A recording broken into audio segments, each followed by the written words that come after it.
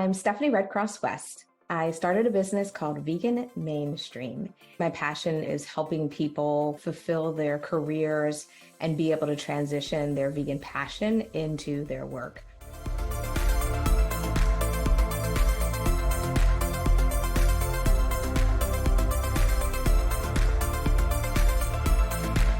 When I think about why I went vegan, a lot of my initial foundation was around health. When I was in my senior year in college, I got E. coli. I've been traveling around and ended up getting in contact with it with my food. Through that process, it helped me start to think about what I eat, think about how food and how disease is transmitted. Through that discovery, I started thinking about and learning about more of the chronic diseases that are often linked to the foods that we eat.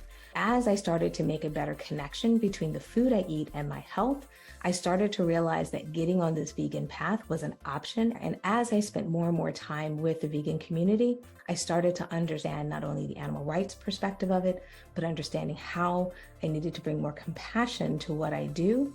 I became much more of a vegan that understood that yes, health might have brought me into it, but the reason I stay is for the animals and for the environment.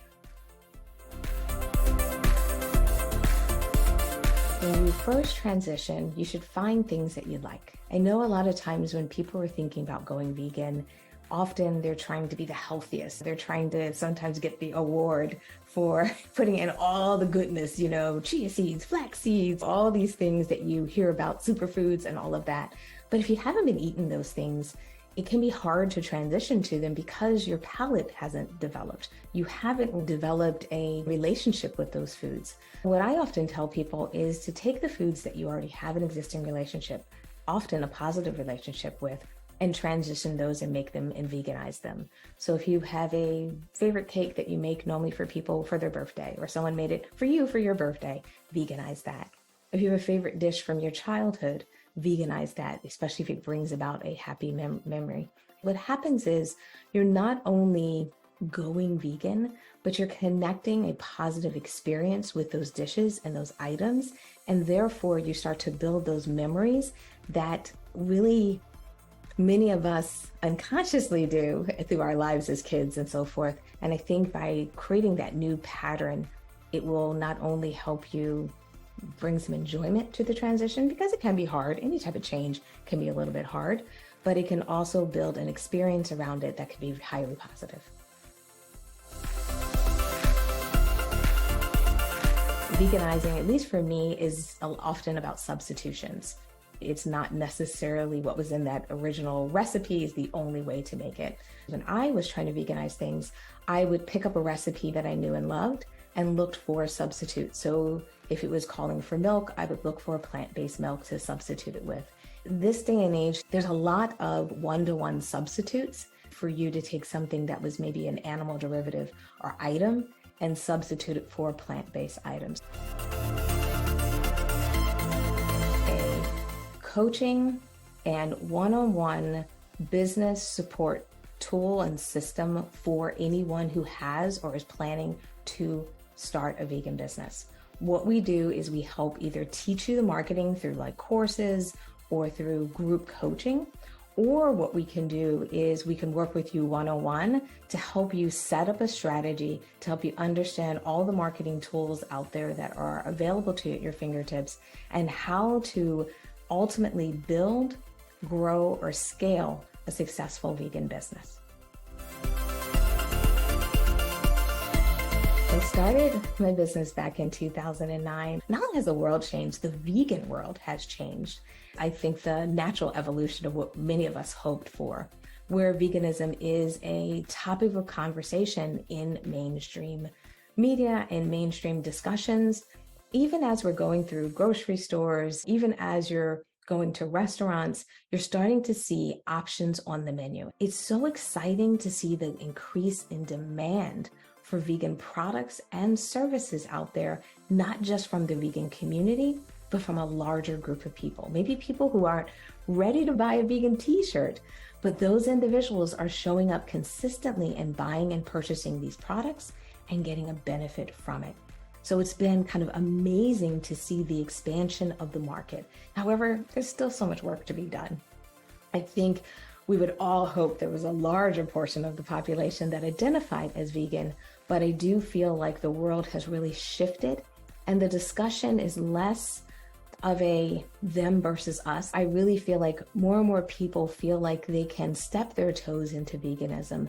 I believe opening up to discussions about things being plant-based has allowed even more people to join in on that discussion, participate, and individuals almost feel like they could be at home in the vegan community now, where maybe 5 and 10 years ago, that wasn't the case.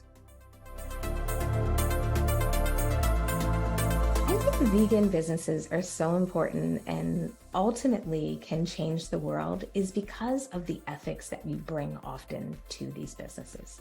And when I say ethics, I don't want to make it sound like it's a moral superiority or anything like that. What I mean is often when vegans are in business, they're looking at a larger picture. They're sometimes rewriting the way that we see success in a business.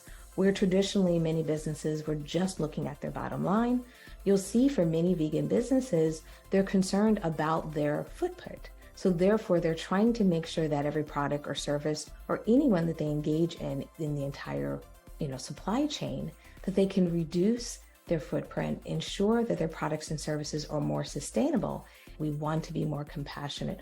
We want to be individuals that are aware of the impact that we make. Now, we can't be all perfect. We can't all do everything without making some mistakes. So I don't want people to feel like they have to live up to this perfect picture.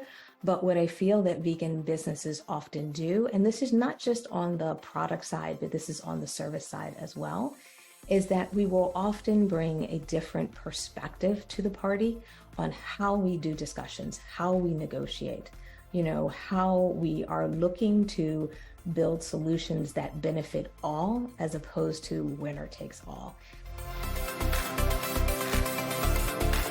When I first transitioned, I was much more of a comfort food person. I was always looking for like vegan pizza, that kind of thing. Also, when I first transitioned, I spent a good amount of time eating a lot more ethnic dishes. Over time, what I've done is mash those two ideas together. While I still eat a little bit of vegan junk food, a lot of what I do is I like building bowls. I think the reason I like comfort foods is because they have high taste and comfort. And then I like a lot of ethnic foods because of the flavor.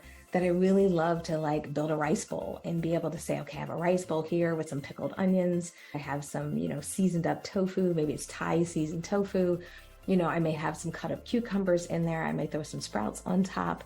I may saute some mushrooms and onions. And in that way, I'm able to kind of get multiple layers of flavor and crunch. And that's kind of my way of taking a lot of the different elements and styles and flavors that I ate when I first went vegan.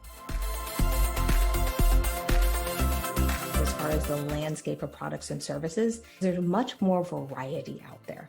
When I first went vegan, it was kind of like you had a vegan burger, you had a vegan makeup or a vegan deodorant, and everyone was mostly using the same one.